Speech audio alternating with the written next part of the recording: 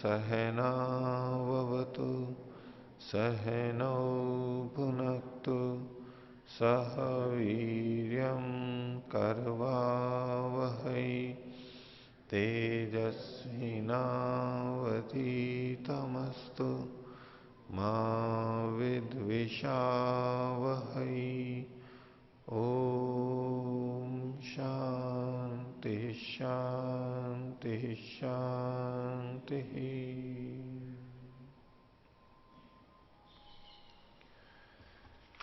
वेदांत दर्शन की 43वीं कक्षा वेदांत दर्शन के द्वितीय अध्याय का दूसरा पाठ चल रहा है।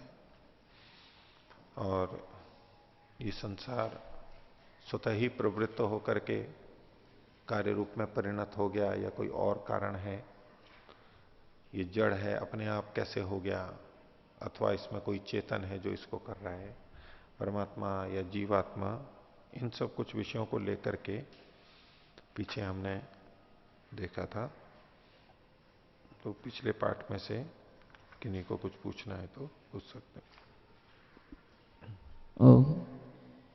आचार्य जी, परमात्मा जगत को बनाता है, तो जगत को बनाने के लिए जहाँ पर भी परमात्मा सृष्टि करता है ऐसा वर्णन आता है, तो वहाँ पर ईक्षण शब्द का प्रयोग होता है या फिर कामना शब्द का प्रयोग होता है कि उसने कामना की और तप किया।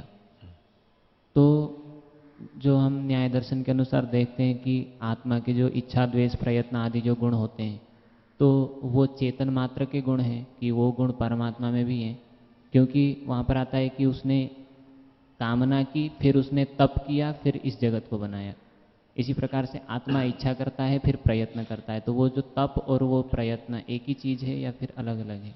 तो ये एक मान सकते हैं, अलग से उन्होंने कुछ कहा नहीं, लेकिन तप वो उसी तरह का है। वो प्रयत्न का तप किया, तपा, वो ज्ञान में तप बोलते हैं वैसे, क्योंकि जैसे हम भौतिक तप करते हैं शरीर से, ऐसा परमात्मा को कुछ नहीं होना है, उसका वैसा कोई शरीर भी नहीं है।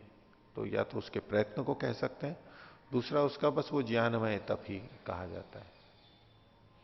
तो प्रयत्न को ले सकते हैं, कोई बात नहीं है। तो इससे उसका चेतनत्व तो सिद्ध होता है कि इसको जो बनाया है जिसने, उसका चेतनत्व है। जी, और आत्मा की सिद्धि में जो गुण दिए गए हैं, इच्छा द्वेष प्रयत्न सुख दुख ज्ञानानि, तो ये सारे गुण परमात्मा में भी घटेंगे सारे? इन गुणों में ज्ञान को हम ले ही सकते हैं और इच्छा और प्रयत्न को भी ले सकते हैं। लेकिन सुख को अगर हम आनंद के रूप में लेते हैं तब तो ठीक है, वो आनंद स्वरूप है। लेकिन दुख की अनुभूति उसमें नहीं होती है, इसलिए उसको नहीं घटा सकते हम। और द्वेष को सीधे सीधे नहीं घटा सकते, लेकिन हाँ, वो अप्रीति, वो दुष्टों को नहीं चाहता है इत्यादि, तो थोड़ा हम ले सकते हैं उसमें। लेकिन वहां न्याय दर्शन में जो कहा गया वो मुख्य रूप से आत्मा को लेके ही कहा गया है।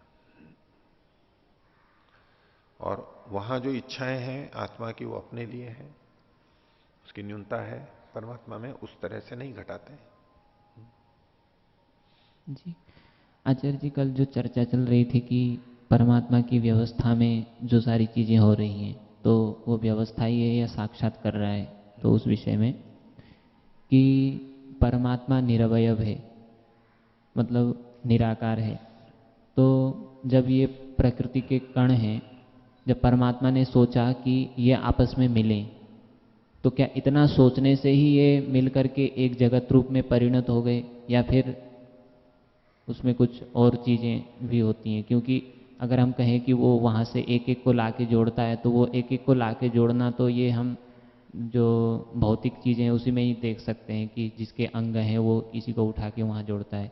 लेकिन जिसमें ये चीज़ ही कुछ भी है ही नहीं, तो वो तो केवल सोच ही सकता है कि ऐसा हो तो ऐसा हो जाए। तो क्या जड़ वस्तु में ऐसा होता है कि मैं जैसा सोचूं वैसा हो जाए? परमात्मा के सोचने मात्र से ऐसा होता है, ये भी कथन मिलेगा, उसको हम कह सकते हैं, क्योंकि केवल सारे कार्य उसके सोचने मात्र से हो जाते हैं। ठीक है। लेकिन जैसे कि वो बिना पैर के भी गति करता है, ये जो कथन आता है, बिना हाथ के भी ग्रहण करता है, अर्थात ग्रहण शक्ति तो उसमें है। हाथ नहीं है, लेकिन ग्रहण शक्ति उसके अंदर है, बल है उसके अंदर। तो प्रारंभ में और अणुओं की, परमाणुओं की या तो सत्वर स्तंभ की अपनी जो भी शक्ति हो, गुण धर्म हो, वो अपनी जगह रहते हुए भी उनको व्यवस्थित रूप से शुरू में लाना। आगे उनके स्वभाववशात वो जो जो जैसे जैसे बदलते हैं, अपने आप ही बदलना है तो वो अलग हो सकता है व्यवस्था से, लेकिन उसको एक बार करना तो परमात्मा की शक्ति से ऐसा समझ में आता है कि होना चाहिए।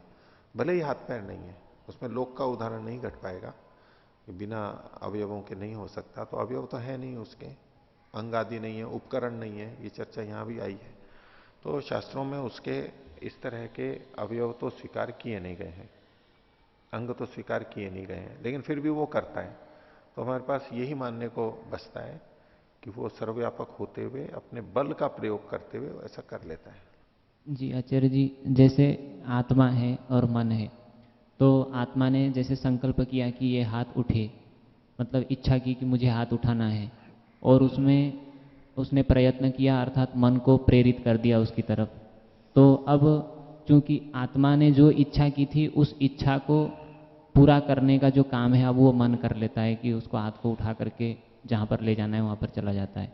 तो उसी तरीके से परमात्मा ने अगर ऐसे चिंतन किया कि एक इस रूप में उसने पहले कल्पना लाई कि एक जगत इस रूप में बन जाए, पहले पूरे जगत का एक स्वरूप अपने उसमें चित्र बना करके कि ऐसा बनना है, और ऐसा बनना है बोल के उसने उन परमाणुओं में गति कर दी बस, तो उससे फिर वो उसी रूप में बन गए हैं, ऐसा कैसे? गति कर दी मतलब आपका है कि संकल्प मात्र से उनमें गति हो गई, एक दृष्टि से कहा जा सकता है, क्योंकि उसके लिए बहुत सरल है सब कुछ, संकल्प मात्र से करने लगे। मन आदि तो इंद्रियां परमात्मा ने बनाए हैं, और इसलिए उनको बनाया ही ऐसा है कि वो सन्निधि मात्र से उपकार करते हैं, जैसा है वो परमात्मा की व्यवस्था से होता है।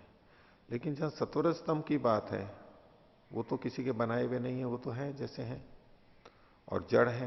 ये उस तरह से वो बनाए तो गए नहीं है अनुकूलन कि परमात्मा इच्छा करे और फिर वैसा करने लगे। परिकल्पना है, इच्छा से भी कहा जाता है, जब वो तपो अतप्यत है, तप भी कह दिया गया, तो कुछ प्रयत्न तो वहां का परमात्मा का मानना ही होगा मूल में, और फिर उनके गुण कर्म स्वभाव के अनुसार वो चलते रहेंगे आगे। लेकिन इसके लिए ये परोक्ष चीज है, इसके लिए एकदम निश्चित कहना कठिन है।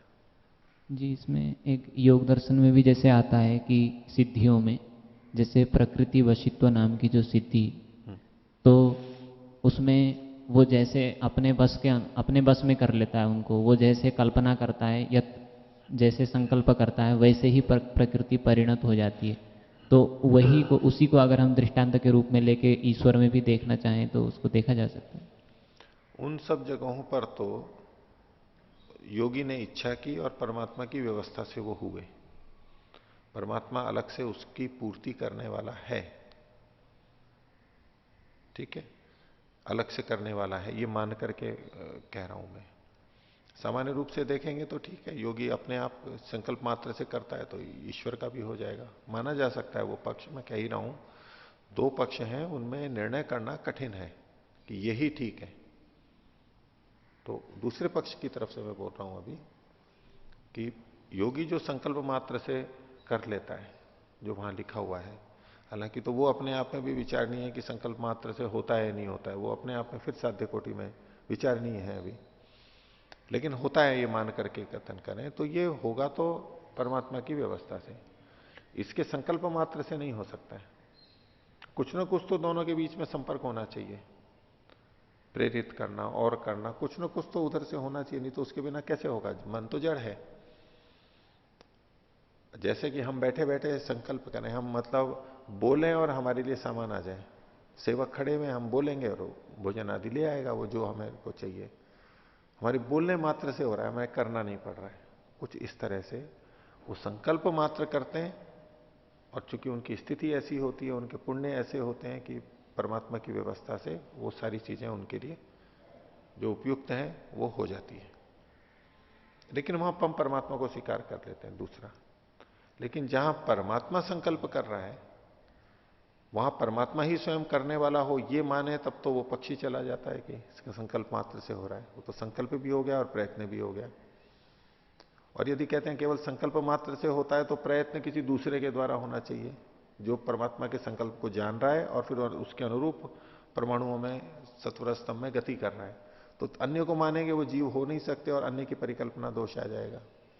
इसलिए परमात्मा के संदर्भ में तो वहां ये बनता है कि उसने संकल्प किया तो ये संभावना है कि साथ में प्रयत्न भी किया। वो स्वयं करने वाला है, स्वयं करता है, किसी की सहायता की आवश्यकता भी नहीं है उसको।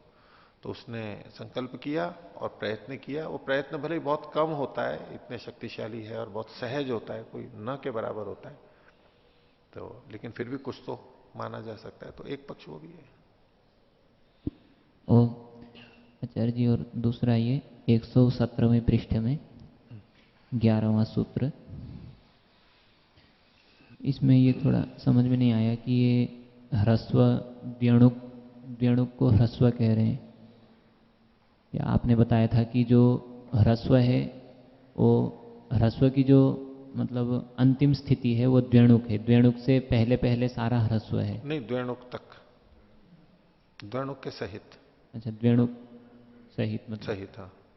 तो उसको जो बनने का क्रम बताया था कि द्व्यणुक, फिर उसको कैसे, मतलब वो समझ में नहीं आया कैसे हाँ, कैसे। उसमें सत्यार्थ प्रकाश में लिखा है, उसके अनुसार मैं बोल रहा हूं ये, कि एक तो ये परमाणु और परमाणु से आगे की रचना है, पीछे के लिए नहीं है ये। सत्वर स्तंभ और उसके लिए नहीं कह रहे हैं, ये परमाणु जिसको कहते हैं। और दर्शनों में परमाणु का मतलब हो गया कि जहां हम पंचतन मात्राएं या सूक्ष्म भूत और उससे आगे महाभूत, ठीक है, वायु, अग्नि, वायु, पृथ्वी, जल, अग्नि, वायु, आकाश, इनके जो परमाणु है भूत के स्तर पर, महाभूत के स्तर पर, तो इनमें जब संयोग होता है तो एक परमाणु तो अकेला है ही, तो वो तो अकेला परमाणु हो गया।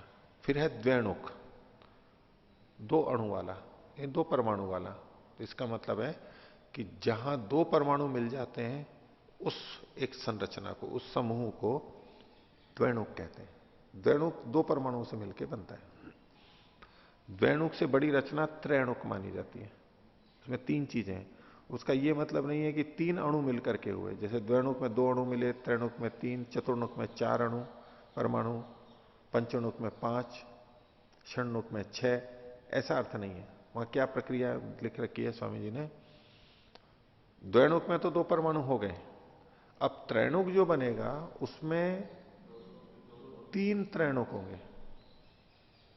तीन तो होंगे लेकिन तीन कौन होंगे, तीन द्वैणुक होंगे, तीन परमाणु नहीं। तो तीन द्वैणुक होंगे का मतलब कितने परमाणु हो गए, छह हो गए। एक परमाणु में एक अकेला है, द्वैणुक में, एक द्वैणुक में दो परमाणु हुए, और एक त्रैणुक होगा, वो छह परमाणुओं का एक त्रैणुक बनेगा। छह परमाणुओं का, उसमें छह परमाणु मिलेंगे त्रैणुक में। अब है चतुर्णुक, तो चतुर्णुक में चार त्रैणुक मिलकर के एक चतुर्णुक बनता है। चार त्रैणुक मिलकर के एक चतुर्णुक बनता है। एक त्रैणुक में छह परमाणु माने थे, तो चार त्रैणुक हो गए मतलब 24। तो चतुर्णुक में 24 परमाणु होते हैं। 24 परमाणुओं जितना समूह चतुर्णुक का होगा। पंचणुक, पंचणुक में, हाँ, पांच चतुर्णुक होंगे, जहां पांच चतुर्णुक हो गए। एक चतुर्णुक में 24 परमाणु जितनी स्थिति है, तो पांच गुना कर दीजिए, ठीक है, 120। 120 परमाणु मिलकर के एक पंचणुक बना। षणुक, आगे अगर ऐसा करना चाहते हैं इसी शैली से करते जाएंगे, छह पंचणुक मिलकर के एक षणुक बनेगा। छह छह पंचणुक मिलकर के, तो एक में 120 है, तो छह का मतलब हो गया 720 हो गया। ऐसे ये माना जाता है। ओ, तो एक बार आचार्य जी इस पूरे सूत्र का अभिप्राय स्पष्ट। ह्रस्व और परिमंडल से, यानी जो ह्रस्व है और साथ में परिमंडल भी है, वो छोटे हैं वो परिमंडल ही हैं ये मान करके, उनसे महत और दीर्घ जो चीजें बनती हैं उनके समान। तो जैसे इन्होंने कहा ह्रस्वम द्वेणुकम, ये द्वेणुक ह्रस्व में आ गया, ह्रस्व का सबसे बड़ा जो हो गया वो द्वेणुक हो गया। परिमंडलम परमाणु ताभ्याम स्वातंत्र्यण, उनसे अपनी स्वतंत्रता से अपने आप, यानी परमात्मा से निरपेक्ष, महत दीर्घवत, महत दीर्घ परिमाणवत, महत परिमाण या बने चाहे दीर्घ परिमाण बने, दोनों में अलग अलग हुआ। महत का मतलब बड़ा तो है लेकिन वो एक तरफ बड़ा नहीं है, लंबाई में जानी सब तरफ से बड़ा है, वो महत हो गया। महत कह लीजिए और चाहे तो दीर्घ कह लीजिए, ये लंबाई में बड़ा होता है। महत दीर्घ परिमाणवत, महत दीर्घ परिमाण युक्तम, युक्त वत का मतलब युक्तम, ये त्रैणुकादि क्रमेण। अब ये जो महत और दीर्घ बनेंगे कहां से, किस क्रम से होंगे? त्रैणुक से। त्रैणुक से महत परिमाण माना जाता है, हालांकि वो त्रैणुक भी बहुत छोटा है हमारी दृष्टि से तो, लेकिन शास्त्रीय दृष्टि से महत परिमाण वहां से स्वीकार कर लिया जाता है। महत परिमाण का प्रारंभ त्रैणुक से हो जाता है, ठीक है।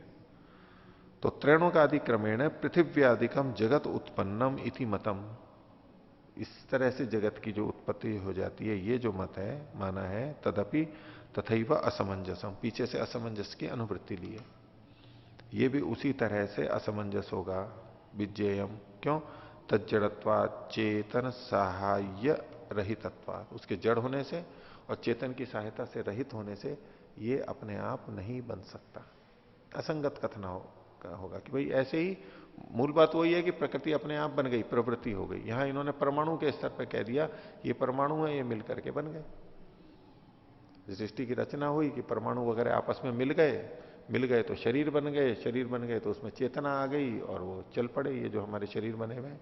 इस तरह से जो परिकल्पना की जाती है, तो परमाणुओं से चेतन निरपेक्ष जो परमाणु है उससे ये रचना नहीं हो सकती। आचार्य जी, ये जो द्वेणुक है, यहाँ पर एक परिमंडल शब्द भी आया, तो ह्रस्व को तो हमने द्वेणुक तक माना, तो ये जो परिमंडल है उसको परमाणु कह रहे हैं, तो क्या द्वेणुक तो परिमंडल नहीं हो सकता? क्योंकि दो अगर गोल चीजें मिलती हैं तो परिमंडल तो नहीं बनती। कह सकते हैं उतने अंश में ह्रस्व परिमंडलाभ्याम, तो ह्रस्व को उसको वे परमाणु पे ही लेंगे क्योंकि परिमंडल जो शब्द है वो नित्यम परिमंडलम, नित्य के लिए आता है, और द्वैणुक तो नित्य नहीं है, वो तो बना है, तो उसको वैसा परिमंडल नहीं कह सकते। ठीक है। और कोई विनिष्ठ नहीं? 12वां सूत्र, इसमें जो कर्म के लिए दो प्रकार बताए हैं, उसमें अभिघात आदि लिखा हुआ है, तो आदि से क्या लें? दो बताए, यानी अभिघात और प्रयत्न। अभिघात का मतलब बाहर से, और प्रयत्न मतलब तो अंदर से जो होता है। तो अभिघात आदि शब्द में, अभिघात में धक्का देना एक है, जिसमें कि हम वस्तु से दूर हों पहले और फिर आकर के धप से उसको किसी तरह से दे, ये अभिघात है। यानी ताड़न कुछ होते हुए और फिर बल भी लग रहा है और वो आगे खिसक रहा है। ऐसे जैसे कि एक पत्थर को उठा के दूसरे पत्थर पर यूं मारे, एक कंची को दूसरी कंची में मारे, तो इसके मारने से वो जो आगे बढ़ रही है ये अभिघात से हो रही है, इसमें एक धक्का आ रहा है। उसके अलावा धक्का न देते हुए आसपास में है, जैसे कि हमने एक डंडा ले रखा है, उसको पत्थर पे टिका दिया और अब धक्का दे रहे हैं, या ठेला है उसको हमने पकड़ रखा है, सब्जी आदि का जो होता है 4 पहिए, उसको यूं धक्का दे रहे हैं। अभिघात से कुछ भिन्नता हो गई। उसके अतिरिक्त खींचना भी हो सकता है। अभिघात जो होता है वो अपने से दूर ले जाने की तरफ होता है, आगे पीछे कहीं भी अभिघात कर सकते हैं, हम पीछे भी धक्का दे सकते हैं। लेकिन ये जो खींचना है ये हम अपनी तरफ खींचते हैं उसको, अभिघात में दूसरी तरफ। तो इस प्रकार की चीजें ली जा सकती हैं उनको। और कोई? ये 12वां सूत्र ही है जी। इसमें शंकर भाष्य के लिए कहा गया है कि परमाणु को कारण मानते हैं, उनका खंडन है यहाँ पर कि उन्होंने परमाणु की चर्चा की। जो परमाणु को कारण मानते हैं उसका खंडन यहां पर कर दिया गया शंकर भाष्य ने। शंकर भाष्य ने ऐसा प्रस्तुत किया कि ये जो सूत्र है 12वां, इस सूत्र के द्वारा परमाणुवाद का खंडन किया गया। परमाणुवाद मतलब परमाणु से सृष्टि की रचना हुई। जो ये मानते हैं परमाणु से सृष्टि की रचना हुई, अर्थात परमाणु इस सृष्टि का उपादान कारण है, जो ऐसा मानते हैं उनका खंडन हुआ। और ये कौन मानते हैं? ये न्याय और वैशेषिक मानते हैं। योग और सांख्य प्रकृति से सृष्टि की रचना मानते हैं और न्याय और वैशेषिक परमाणु से मानते हैं। इसलिए जो मैंने पीछे भी कहा था महर्षि दयानंद प्रकृति परमाणु ये दो शब्दों का प्रयोग करते हैं, एक साथ करते हैं। वो केवल प्रकृति ही लिख देते, वो केवल परमाणु ही लिख देते। सत्यार्थ प्रकाश में आपको बहुत जगह मिलेगा ये प्रकृति परमाणु। वो प्रकृति के परमाणु ये अर्थ नहीं है, प्रकृति अथवा परमाणु। आप बिल्कुल सूक्ष्म दृष्टि से जाएंगे तत्वतः तो प्रकृति से बना है, और एक स्थूल रूप से देखेंगे तो परमाणु से बना है, ऐसा। तो चूंकि शंकराचार्य अद्वैतवादी थे और अद्वैत में वो ब्रह्म को ही जगत का उपादान कारण भी मानते हैं, निमित्त कारण भी जगत का मानते हैं उसको, और उपादान कारण भी मानते हैं। इसलिए जहां परमाणु के द्वारा सृष्टि की रचना कही गई है वो उनके मत के अनुकूल नहीं पड़ता है, उनके प्रतिकूल पड़ेगा। क्योंकि यदि परमाणु इस संसार का उपादान कारण है तो ब्रह्म उपादान कारण नहीं है, फिर ब्रह्म कुछ और कारण है, निमित्त कारण है। तो इसलिए जिस जिस जगह भी ब्रह्म के अतिरिक्त उपादान कारण की दृष्टि पड़ती है, संकेत मिलता है, उसको वो खंडन करना चाहिए। तो इस दृष्टि से उन्होंने इस सूत्र का अर्थ इस तरह कर दिया कि इससे परमाणु कारणवाद खंडित होता है। जिन दर्शनों में, शास्त्रों में ये कहा गया वो खंडित होता है। यानी बच कौन गया? ब्रह्म बच गया, ब्रह्म से। क्योंकि वो ये कहते हैं कि ब्रह्म से ही सृष्टि की उत्पत्ति हुई, ये वेदांत दर्शन कहता है, ये ब्रह्म सूत्र कहते हैं ब्रह्म से ही इस सृष्टि की उत्पत्ति हुई, यानी ब्रह्म ही इसका उपादान कारण है।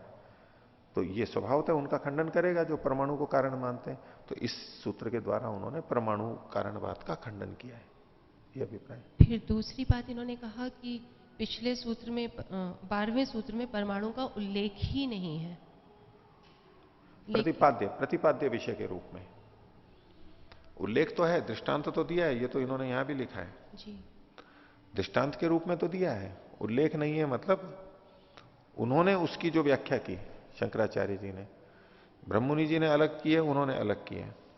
देखिए जैसे कि इन्होंने कहा अत्र सूत्रे परमाणु कारणवाद से नाम अपनी न, इस सूत्र में 12वें में पूर्व सूत्रे ह्रस्व परिमंडलाभ्याम परमाणु चर्चा विद्यते, वहां तो परमाणु चर्चा है पीछे, परंतु तत्र सांकर भाष्येतु सूत्रम स्वपक्ष नियोजितम। पिछले सूत्र की परमाणु चर्चा है, लेकिन शंकराचार्य ने उसको परमाणु चर्चा के रूप में नहीं लिखा है कि परमाणु से सृष्टि उत्पन्न हुई है, इस रूप में नहीं लिखा है। उसको उन्होंने अपने पक्ष में लगा दिया। अपना पक्ष क्या है? ब्रह्म से जगत की उत्पत्ति हुई। सूत्रम स्वपक्ष नियोजितम यथा ही परमाणुभ्य परम सूक्ष्मेभ्य स्थूलम महद दीर्घम द्वेणुकादिकम उत्पद्यते। परमाणु का उल्लेख किस रूप में किया? उदाहरण के रूप में, दृष्टांत के रूप में। जैसे परमाणुओं से जो कि परम सूक्ष्म है उनसे स्थूल यानी महत और दीर्घ द्वेणुक आदि की उत्पत्ति होती है, जैसे उसकी उत्पत्ति होती है, इति मन्यते तदवत चेतनाद अचेतनम जगत उत्पद्यते।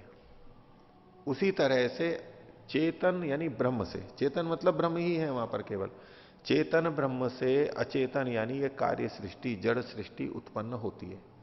तो अब पिछले सूत्र का प्रतिपाद्य विषय क्या रहा कि ब्रह्म से यानी चेतन से अचेतन जगत की उत्पत्ति होती है, ये प्रतिपाद्य विषय रहा, परमाणु विषय नहीं रहा। परमाणु तो दृष्टांत के रूप में दिया गया है। जैसे परमाणु यानी परम सूक्ष्म कण से बड़ी वस्तुओं की उत्पत्ति होती है, ऐसे ही चेतन ब्रह्म से कार्य जगत की उत्पत्ति होती है। ये उनकी व्याख्या वहां पर है। तो पिछला सूत्र ब्रह्ममुनि जी ने किस तरह दिया है कि यदि कोई कहे कि परमाणुओं से मिल करके बड़ी चीज बन जाती है स्वतंत्र रूप से, परमात्मा से निरपेक्ष है, तो वो भी ठीक नहीं है, इसमें असमंजस है। अब परमाणु शब्द का प्रयोग तो इन्होंने भी किया है, ब्रह्ममुनि जी ने, शंकराचार्य जी ने भी किया, लेकिन अंतर है दोनों में। इधर तो ब्रह्ममुनि जी के द्वारा परमाणु से ही सृष्टि की उत्पत्ति वाली बात रखी गई और फिर उसका निषेध किया गया, खंडन किया गया। यहां ब्रह्म से सृष्टि की उत्पत्ति कही जा रही है, इसलिए प्रसंग किसका माना जाएगा? ब्रह्ममुनि जी की दृष्टि से परमाणु का कह सकते हैं, शंकराचार्य जी की दृष्टि से ब्रह्म का ही प्रसंग है, ब्रह्म ने सृष्टि की उत्पत्ति की। तो ये कह रहे हैं कि यदि आप इसमें 12वें सूत्र में परमाणु का खंडन मान रहे हो तो आपको पिछले सूत्र में परमाणु वाला ही अर्थ करना चाहिए था कि परमाणु से सृष्टि की उत्पत्ति का जो कथन है वो असमंजस है और उसका खंडन भी हो जाता है, तब हम पीछे कह सकते हैं। लेकिन पिछले सूत्र को तो उन्होंने अपनी अनुकूलता से मोड़ दिया कि ब्रह्म से सृष्टि की उत्पत्ति होती है, तो ऐसे में अब परमाणुवाद के खंडन की क्या बात है? वहां वो दृष्टांत क्या दे रहे हैं? जैसे परमाणु से बड़ी चीजें उत्पन्न होती हैं, उस दृष्टांत को खंडित थोड़ा ना कर रहे हैं, वो तो स्वीकार कर रहे हैं, उदाहरण दे रहे हैं अपनी बात की पुष्टि के लिए। जबकि ब्रह्ममुनि जी की दृष्टि से 11वें सूत्र में भी असमंजस को पीछे से अनुवृत्ति ला करके कहा गया कि अगर ऐसा माना जाए छोटे छोटे कण मिलकर बड़े बन जाते हैं, ऐसे ही सृष्टि भी अपने आप बन गई होगी स्वतंत्र रूप से परमात्मा से निरपेक्ष, तो वो ठीक नहीं है। तो ये इन्होंने असंगति दिखाई। हो गया स्पष्ट? नहीं, इन्होंने तो यहाँ तो हम भी मान रहे हैं कि ब्रह्म से ही सृष्टि की उत्पत्ति हो रही है। नहीं, ब्रह्म से सृष्टि की उत्पत्ति होती है, ये यहां 11वें सूत्र में सीधे सीधे सिद्ध नहीं किया जा रहा है। यहां केवल ये कहा जा रहा है कि परमाणुओं से जो सृष्टि मानी जाती है वो ठीक नहीं है। मानते तो हैं ब्रह्म की सृष्टि, देखिए सिद्धांत ब्रह्म से सृष्टि की उत्पत्ति होती है, ये जो सिद्धांत पक्ष है वहां पर ब्रह्म को निमित्त कारण माना गया है, उपादान कारण नहीं माना गया है। मानते तो हैं, पर चलो कारण माना गया, निमित्त कारण माना गया, तो भी ये विषय यहां पर नहीं है 11वें में सीधा सीधा। जो कहे परमाणुओं से बनती है तो वो ठीक नहीं है, क्योंकि शास्त्र से विरोध आता है, असमंजस होता है, बस इतना कथन है। तब क्या शंकराचार्य जी ने कहा कि वहां परमाणुओं से बनती है?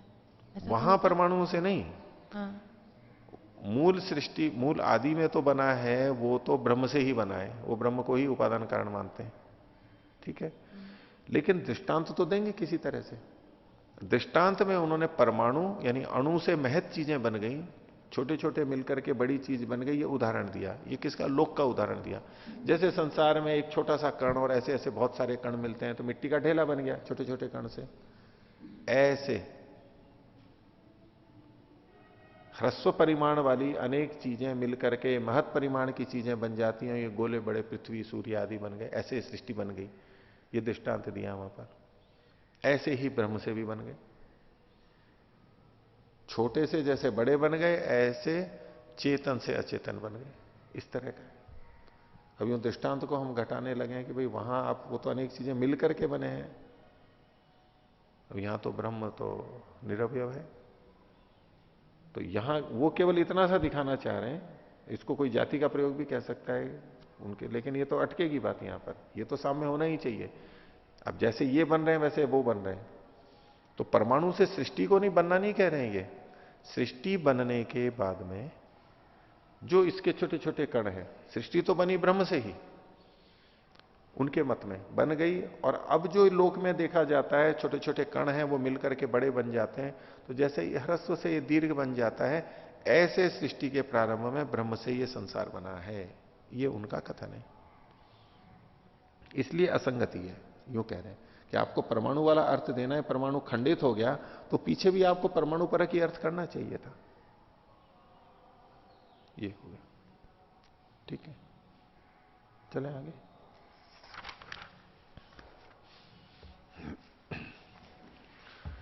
तो वेदांत दर्शन के दूसरे अध्याय का दूसरा पाठ और 13वें सूत्र में हमने ये देखा कि कर्म जिसमें समवेत हैं आत्मा में, उसके संयोग से ये सृष्टि बन जाए, ऐसा यदि कोई कहे तो वो ठीक नहीं है, क्योंकि उसमें अनवस्था दोष आएगा। और उस अनवस्था दोष में एक अनवस्था दोष ये बताया था कि जो सृष्टि की उत्पत्ति और प्रलय है ये क्रमशः नहीं हो पाएंगे, फिर ये चलती ही रहेगी, सृष्टि चलती ही रहेगी, प्रलय नहीं आएगी। इसको अनवस्था कहा इन्होंने, इसकी समाप्ति नहीं होगी इस जगत की। इसके ऊपर पूर्व पक्षी कुछ बात कह रहा है, वो भूमिका करके फिर अगला सूत्र है उसमें उत्तर दिया है। पूर्व पक्षी कह रहा है, कुतस्तर ही अनवस्था दोष प्रसज्येता कुतो न नियमतो अदृष्टस्य समवायेन सृष्टि प्रलयश्च भवेताम इति आकांक्षायाम उच्यते। बोले आप ये अनवस्था दोष क्यों दिखा रहे हो कि केवल सृष्टि ही बनी रहेगी, प्रलय नहीं आएगी? क्यों ना ये मान लेते हो कि नियम से होता रहेगा, प्रलय भी होगा सृष्टि भी होगी, प्रलय होगा सृष्टि होगी, नियम से होता रहेगा ये। कुतो न सृष्टि प्रलयश्च भवेताम इति, तो इसका उत्तर दे रहे हैं कि क्यों दोनों नहीं होंगे, क्यों एक ही चलता रहेगा। तो 14वां सूत्र है नित्यमेव च भावात, क्योंकि उन कर्मों के नित्य ही होने के कारण से, जिन कर्मों के कारण से सृष्टि की उत्पत्ति आप स्वीकार कर रहे हैं, वो कर्म आत्मा में सदा से हैं, सदा रहेंगे, क्योंकि कर्म रहेंगे, वो कर्म करता ही रहता है, सृष्टि है तो कर्म करता रहेगा, तो वो बने ही रहेंगे।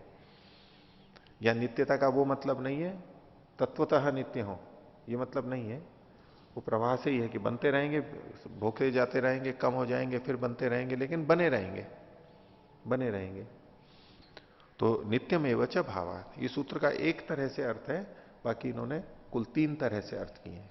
तो पहला अर्थ देखिए प्रारंभ में भाष्य के, जीवात्मसु ही अदृष्ट समवाय से नित्यमेव वर्तमानत्वात्, जीवात्मा में अदृष्ट के समूह का, अदृष्ट मतलब भाग्य कर्माशय, उसके समूह का नित्य ही वर्तमानत्व होने से, अब कर्म भले ही उसमें जुड़ रहे हैं, कर्म भले ही उसमें से घट रहे हैं भोग के साथ साथ, लेकिन कर्माशय तो बना हुआ ही है, कर्माशय तो लगातार बना हुआ है।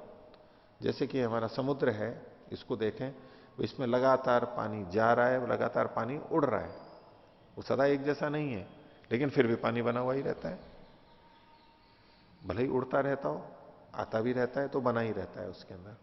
ऐसे ही जीवात्मा के साथ कर्माशय सदा जुड़ा रहेगा, समाप्त नहीं होगा, जितना भोगता है वैसा फिर और भी आ जाएगा। तो नित्यमेव वर्तमानत्वात् सृष्टि नित्या भविष्यति, फिर तो सृष्टि नित्य हो जाएगी, नित्य ही माननी पड़ेगी, ये एक अर्थ हुआ। और सृष्टि नित्य हो नहीं सकती, इसलिए जीवात्माओं का समवेत कर्माशय भी सृष्टि की प्रवृत्ति में कारण नहीं है, प्रवृत्त करने वाला नहीं है। एक साधारण कारण तो होता है कि जीवों के कर्मों के अनुसार सृष्टि बनी, ये तो सिद्धांति ने स्वीकार किया ही है, उसका निषेध नहीं कर रहा है अभी यहां पर। अगर हम उस पिछले प्रसंग को ध्यान नहीं रखेंगे, केवल इसके आधार पर कहेंगे, तो कह सकते हैं हाँ, जीवात्माओं के कर्म को भी यहां तो देखो कारण नहीं माना गया है, तो बिना कर्म निरपेक्ष फिर तो ये तो सृष्टि बन रही है, ऐसा तात्पर्य नहीं है।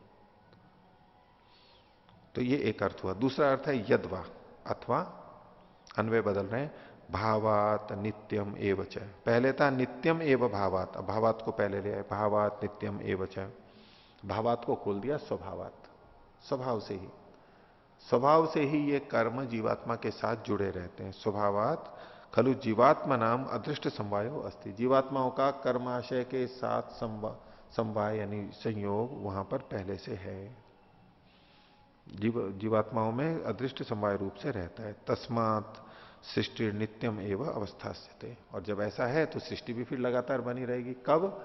जब कर्माशय को प्रकृति की प्रवृत्ति में कारण माना जाएगा, उस पक्ष में अभ्युपगम से है ऐसा माना जाएगा, तो लगातार बना रहेगा। ये दूसरा अर्थ हो गया। तीसरा अर्थ किंवा अदृष्ट समवायवताम जीवात्मनाम नित्यमेव परमाणु भी सहभावा, जो अदृष्ट से युक्त जीवात्माएं हैं उनका नित्य ही परमाणुओं के साथ सहभाव होने से, यानी संयोग होने से, कर्माशय से युक्त जीवात्मा है और वो परमाणुओं के साथ में साथ रहेगा ही, उनका संयोग बना ही रहेगा। तो परमाणु नित्या जीवात्मानो अपि नित्या, परमाणु भी नित्य है, जीवात्मा भी नित्य है। ये उस पक्ष की बात है जहां परमाणु से ही सृष्टि की उत्पत्ति मानी जाती है, तो परमाणु को नित्य मान करके कथन है यहां पर, तत्वता नहीं। परमाणुओं भी नित्या, अथवा इस परमाणु का मतलब यदि हम सत्वर स्तंभ लें तो तत्वतः भी मान सकते हैं।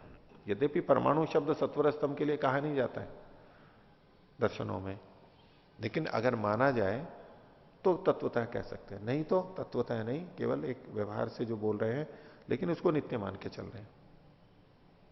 परमाणुओं नित्या जीवात्मानो अपि नित्या, तरी उभयेषाम भावात सत्तया समान सत्तया वर्तमानत्वात् अनवस्था दोष प्रसज्यते, तो दोनों के होने पर, सत्ता के समान रूप से होने पर अनवस्था दोष आएगा, यानी सृष्टि ही चलती रहेगी, यह अनवस्था दोष आ जाएगा। नित्यमेव च भावात्।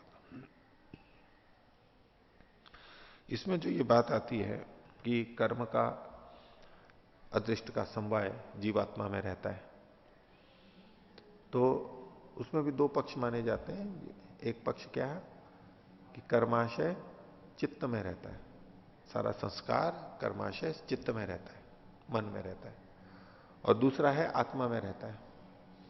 तो जहां न्याय और वैशेषिक के स्तर पे बात करते हैं तो आत्मा में कर्माशय को स्वीकार करते हैं, और जहां योग और सांख्य में बात करते हैं तो वो आत्मा में नहीं मानते, वो मन में मान करके चलते हैं। तो स्थूल रूप से जब आत्मा और मन को एक ही मान करके बात कर रहे होते हैं, एक गौण कथन है ये कि भाई आत्मा में ही रहते हैं। जैसे कि ये गौण कथन है, आत्मा मलिन हो गई, ये पवित्र आत्मा है, ये मलिन आत्मा है। अब कथन मलिनत्व का या पवित्रता का साक्षात आत्मा में हो रहा है, ठीक है, ये भी कथन हो जाता है, हम भी करते रहते हैं। लेकिन वास्तव में आत्मा स्वयं में तत्वतः न तो मलिन होती है और न पवित्र होती है, वो तो सदा नित्य शुद्ध बुद्ध है, नित्य शुद्ध ही है वो तो। सत्यात प्रकाश में भी महर्षि ने लिखा है कि आत्मा और परमात्मा दोनों पवित्र स्वभाव वाले हैं, अपने आप में पवित्र है वो। तो दूसरे ढंग से हम कहेंगे कि मलिनता, तो कहेंगे कि चित्त में मलिनता है, मन में मलिनता है, वहां संस्कार गलत आ गए हैं। जैसे आंख के चश्मे पे गंदगी आ जाती है तो नेत्र भी गलत देखने लगता है। नेत्र में तो गंदगी नहीं गई है, नेत्र में मिट्टी नहीं गई है, धूल या गंदगी तो चश्मे के ऊपर है बस। लेकिन फिर भी कहा जा सकता है कि भाई गलत दिखाई दे रहा है, नेत्र को भी दोष दे सकते हैं। तो इस तरह के कथन यहां पर भी कि ये कर्माशय आत्मा में है चित्त में है, यूं कथन की दृष्टि से भेद मानेंगे, बाकी तत्वतः उसमें हम विरोध नहीं मानते। इसके अंदर तत्वतः कहेंगे तो चित्त के अंदर, गौण रूप से कहेंगे तो आत्मा में भी कहा जा सकता है, गौण वृत्ति से। अगला सूत्र 15वां, रूपादिमत्वाच्च विपर्ययो दर्शनात्। रूप आदि गुणों से युक्त ये परमाणु आदि, इससे भी यदि परमाणुओं में रूपादि गुण माना जाए तो, पीछे प्रसंग उसी दृष्टि से देखेंगे कि सृष्टि की उत्पत्ति परमाणु से होती है और निरपेक्ष रूप से परमाणु बनाते हैं इसको। तो बोले जिन परमाणुओं से आप सृष्टि की उत्पत्ति मान रहे हो, यदि वो रूपादि गुण वाले हैं तो, रूप रसादि गुण वाले हैं तो विपर्ययः, वो फिर अनित्य हो जाएंगे, नित्य नहीं रहेंगे। परमाणु को नित्य मान करके कथन है यहां पर प्रारंभ में जो कर रहा है, उत्पत्ति का मूल कारण तो यानी वो नित्य हो गया। तो बोले यदि परमाणु में रूपादि गुण हैं तो वो नित्य नहीं होंगे, अनित्य होंगे। विपर्य, विपर्य मतलब नित्य से विपरीत। दर्शनात् ऐसा देखे जाने से, क्या देखे जाने से, तो इसमें इन्होंने व्याप्ति ये बनाई है कि जो जो रूपादिमान होता है वह अनित्य होता है, वह अनित्य होता है। जैसे कि घटपट आदि, तो यदि परमाणु भी रूपादिमान है तो वो भी अनित्य होंगे, और अनित्य होंगे तो परमाणु सृष्टि के मूल कारण नहीं हो सकते। परमाणु से सृष्टि बनी है ये कथन नहीं कर सकते आप। और रूपादिमत्वाच्य में इसमें इन्होंने चकार से अरूपादिमत्वात् कहा है, रूप नहीं है ऐसा माने तो, ना कि वो कथन ठीक नहीं प्रतीत हो रहा है, पर भाष्य में इन्होंने ऐसा ही लिखा है कि यदि रूप आदि गुण वाले नहीं है परमाणु तो फिर उससे ये रूप वाली सृष्टि पैदा ही नहीं हो सकती। यदि परमाणुओं में रूप आदि गुण नहीं है, कारण में वो गुण नहीं है, तो कार्य में भी वो गुण नहीं आ सकते। कारण गुण पूर्वक कार्य में गुण देखे जा सकते हैं। यदि आप परमाणु में रूप आदि गुण नहीं मानते हो, लेकिन संसार में तो हमें रूप आदि गुण दिख ही रहे हैं, तो इससे पता लगता है कि परमाणु इसके कारण नहीं है।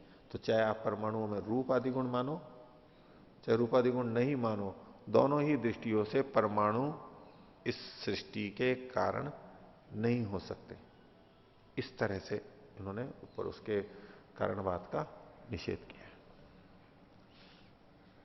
भाष्य देखिए, रूपादिमत्वात्, इन्हीं बातों को लिखा है। चकारात रूपादि रहित तत्वादपि गृह्यते, रूपादि के रहित भी च से इन्होंने ले लिया है। इसको चय को से इसको लेने की अनिवार्यता नहीं है, यहां पर केवल रूपादि गुण वाला भी ले सकते हैं। इदम खलु जगत रूपादि मत, ये हमें प्रत्यक्ष है कि ये संसार जो जिसमें हम रह रहे हैं ये रूपादि गुण वाला है। कारणंच अस्य परमाणु स्वीक्रियंते चेत, यदि आप इनका कारण परमाणुओं को मानते हो, तरही ते कथम भूता संति, वो किस रूप वाले हैं? रूपादि मन तो रूपादि रहित हो, रहिता वा, रूपादि वाले या रूपादि रहित वाले। यदि ही रूपादि मंत्र स्वीक्रियन तदा तेषाम विपर्यो नित्यत्व विपर्यो अनित्यत्व प्रसज्येता, यदि इनको परमाणुओं को रूपादि वाला मानते हैं तो उनका विपर्य है। विपर्य शब्द ये सूत्र का लिया है इन्होंने, लेकिन इसको खोल दिया आगे। विपर्य मतलब नित्यत्व विपर्य है। विपर्य का मतलब तो विपरीत होता है। अब विपरीत किससे? तो नित्यत्व से विपरीत, नित्यत्व विपर्य हो, इसका मतलब हो गया अनित्यत्व प्रसज्यते। विपर्य नित्यत्व अविपर्य, मतलब अनित्यत्व की प्रसक्ति होगी, दोष आ जाएगा, जो कि आपके पक्ष में ठीक नहीं है। यदि आप इसको मूल कारण मानते हैं तो इसको नित्य ही मानना पड़ेगा, तो अनित्यत्व का दोष आ जाएगा। आगे यद्यत खलु रूपादिमत तत्त अनित्यम दृश्यते, व्याप्ति बता रहे हैं, हेतु तो दे ही दिया था, जो जो रूप वाले देखे जाते हैं वो अनित्य होते हैं इस व्याप्ति से। दूसरा पक्ष उठा रहे हैं, अथ चेत रूपादि रहिता, अगर वो रूपादि रहित हैं, इस दोष से बचने के लिए आप कहो कि परमाणु तो रूपादि रहित हैं, तो कुतस्तर ही जगत रूपादि मत, तो फिर जगत रूप वाला कैसे बन गया? न ही असतः सद उत्पत्ति, असत से तो सत की उत्पत्ति हो ही नहीं सकती है। अथ चेत रूपादि रहित, अच्छा उक्तम ही, जैसे कि पुष्टि में प्रमाण कह रहे हैं, कथम असतः सत जाएता, छंदोग्य उपनिषद, जो पहले कहा था कि असत है, तो कहा कि असत से तो ये सत कैसे होता है, हो सकता है? ये जो संसार है ये तो सत दिखाई दे रहा है, मिथ्या नहीं है, भ्रांति नहीं है, ये सत है, वास्तव में सत्ता है इसकी, तो असत से तो सत कैसे बन सकता है? फिर इसलिए आगे कहा था सत से ही ये बना है वास्तव में, ये कह के आगे जो कथन किया, तो इससे पता है कथम असतः सत जाएता, न ही अभावात भाव से उत्पत्ति दृश्यते, अभाव से भाव की उत्पत्ति नहीं देखी जाती। भावात्मकादेव भाव से उत्पत्ति दृश्यते, भाव से ही भाव की उत्पत्ति देखी जाती है।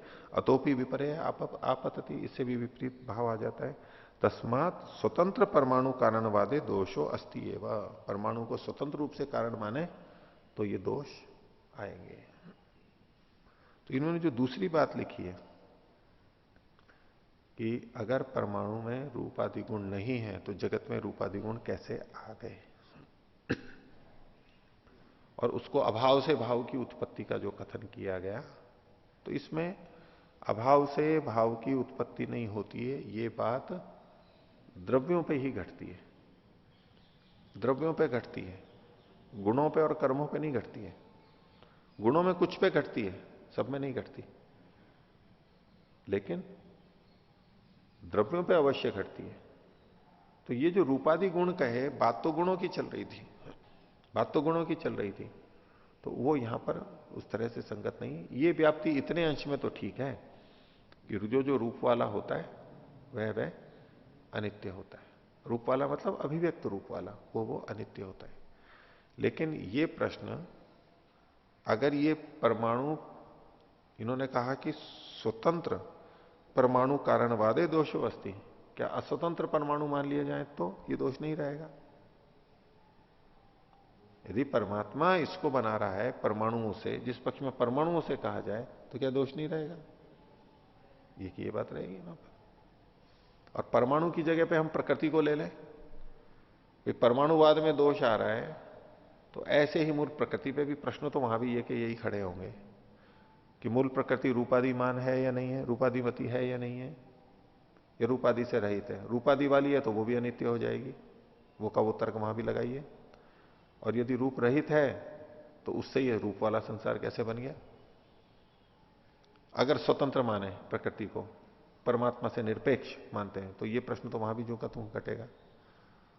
और वो भी छोड़ दो, परमात्मा से के अधीन होते हुए भी यदि है तब भी तो ये प्रश्न रहेगा, तो ये प्रश्न तो वहां पर भी रहेगा।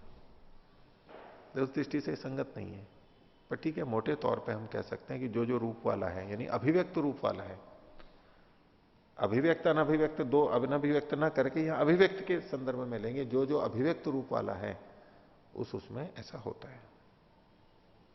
आगे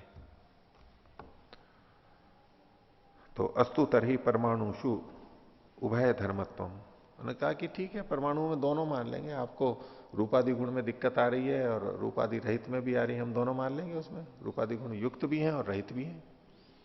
अस्तु तरी परमाणुषु उभय धर्मत्व रूपादिमत्व रूपादि रहितत्व च पृथक पृथक अवस्थायाम तो रूपादि रहिता परमाणु, जब वो अलग अलग अवस्था में रहते हैं यानी दूर दूर रहते हैं वो परमाणु, तो रूपादि से रहित है, और सम्मेलन परस्पर संगत हो रूपादि बनता है, और जब उनको इकट्ठा कर दिया जाता है तो रूप वाले हो जाते हैं। परस्परम संगत्य रूपाधिकम व्यंजयंती, आपस में मिलकर के रूपादि को प्रकट करते हैं, नहीं तो अप्रकट रहते हैं। उदाहरण दे रहे हैं, यथा ही महती कृष्ण भूमिका आगारे तोलक परिमाणा प्रसारिता कार्पा संशवो रूप रहिता एवं भवंती। लो कोई बहुत बड़ा काली भूमि वाला भवन है, कृष्ण भूमि का आगार है, जमीन काली है, उसकी काला पत्थर लगा रखा है या जमीन काली है, रंग काला कर रखा है, उसमें 1 तोले जितने रुई कार्पासांश कपास के अंश उनको फैला दिया जाए, दूर दूर दूर दूर दूर दूर, मतलब छोटे छोटे छोटे छोटे कण, तो प्रसारिता कर्पांश वो रूपादि रहिता एवं भवंती, रूप से रहित जैसे हो जाते हैं, रूप रहिता एवं भवंती, एवं नहीं एवं, रूप से रहित है, क्योंकि हमें दिखाई नहीं देते इसलिए हम कह रहे हैं रूप से रहित हैं वो। परंतु यदा सम्मार्जन्या खलु एकत्री क्रियंते, लेकिन जब झाड़ू से उनको इकट्ठा कर दिया जाए जो फैले हुए हैं, तदा ते परस्परम संगत्य रूपादि मंतो भवंती, इकट्ठे करने पर उनमें रूप आने लग जाता है। यदि ही अंशवः श्वेता स्यु तदा संगत्य श्वेतत्वे व्यज्यन्ते, यदि वो एक एक अंश सफेद होते हैं स्वतंत्र रूप से भी, तभी तो वो मिलने के बाद में सफेद होते हैं, पहले भी सफेद ही थे, भले ही हमें दिख नहीं रहे थे, रूप रहित दिख रहे थे, लेकिन सफेद गुण तो उनमें पहले भी था। यदि पीता अंशवः स्यु तथा पीतत्वे व्यज्यन्ते, पीले रंग के होते तो पीले रंग में प्रकट हो जाते, तद उभय धर्मत्वम परमाणुषु भवतु, परमाणु में दोनों ही मान लेंगे, न विपर्य दोष प्रसज्यते, ये विपर्य वाला दोष इसमें नहीं आएगा। अब इस विषय में उत्तर देंगे। अब ये जो कथन है न दिखने न दिखने का, ये पूर्व पक्षी ने बात रखी है, तो दोनों दृष्टियों से देखा जाता है। एक तो है, आप में से भी किसने पूछा था ये, कि प्रकृति में जो रूपादि गुण हैं, अभी जो कार्य जगत में रूपादि गुण हैं, मूल प्रकृति में इसलिए नहीं दिखते, अव्यक्त हैं, क्योंकि वो दूर दूर हो जाते हैं, सूक्ष्म हो जाते हैं, फैला देंगे तो हमारे को दिखाई नहीं देंगे, इसलिए अनुपलब्ध हो रहे हैं हमारे को। रूप गुण तो है उनमें, ऐसा कई लोग मानते हैं कि इनमें है, लेकिन छोटे छोटे कण हैं इसलिए हमारे को पता नहीं लग रहा है। उस शैली में ये उत्तर दिया गया है, प्रश्न किया गया है पूर्व पक्षी के द्वारा। तो इसके लिए उत्तर दे रहे सिद्धांति, उभय था च दोषात, दोनों ही तरीके से इसमें दोष आता है। कैसे आता है देखिए आगे, उभय धर्मत्व च परमाणुषु दोषात हेतु न सम्यक, ये जो दोनों धर्म आप परमाणु में मान रहे हो वो दोष के कारण से, दोषात हेतु, दोष आना ये ही एक हेतु है, इस हेतु को ही के कारण से ये सम्यक नहीं है। क्यों?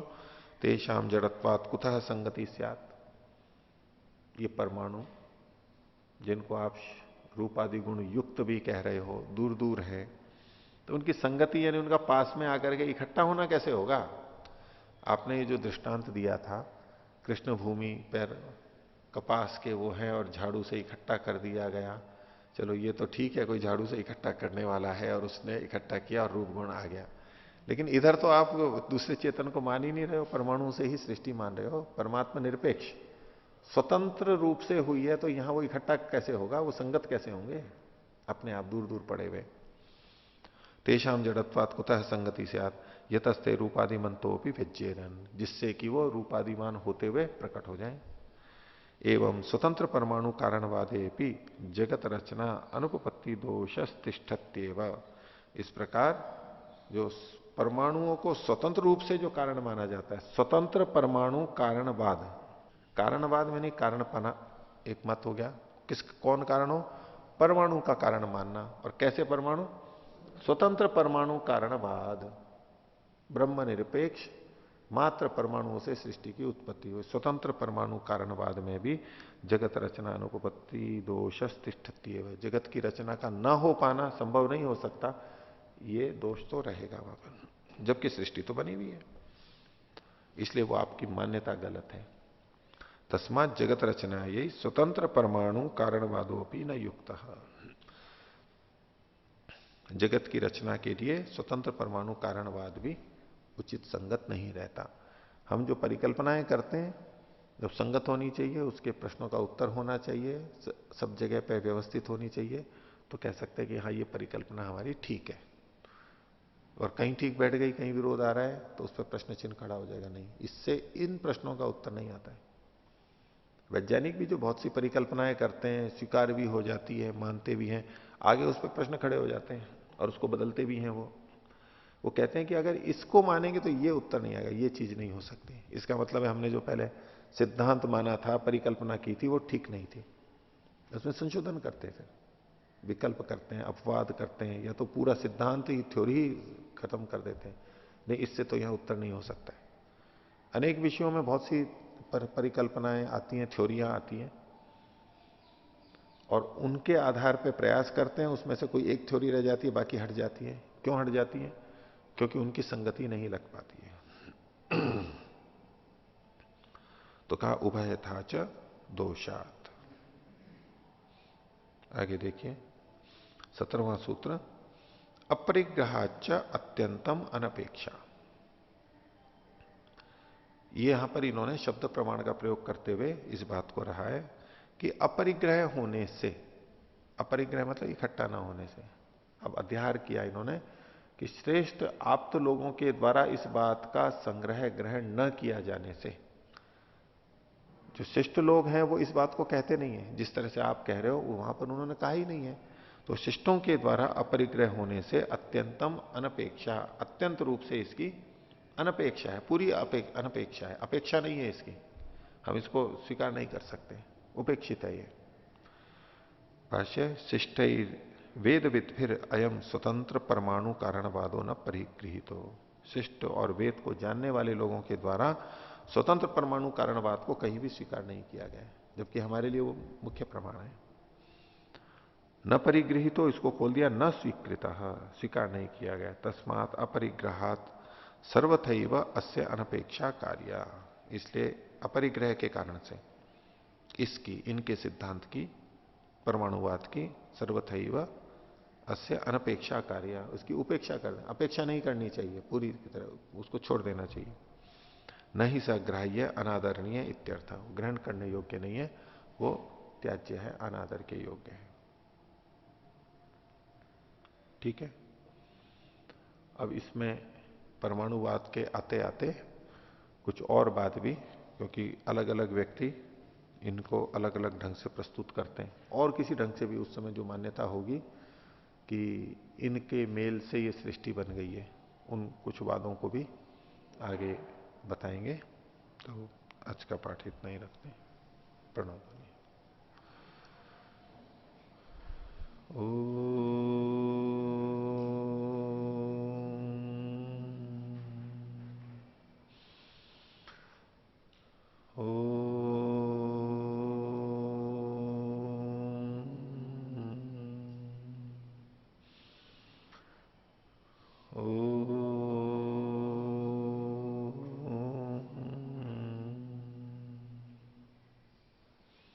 सभी को सदर विवाद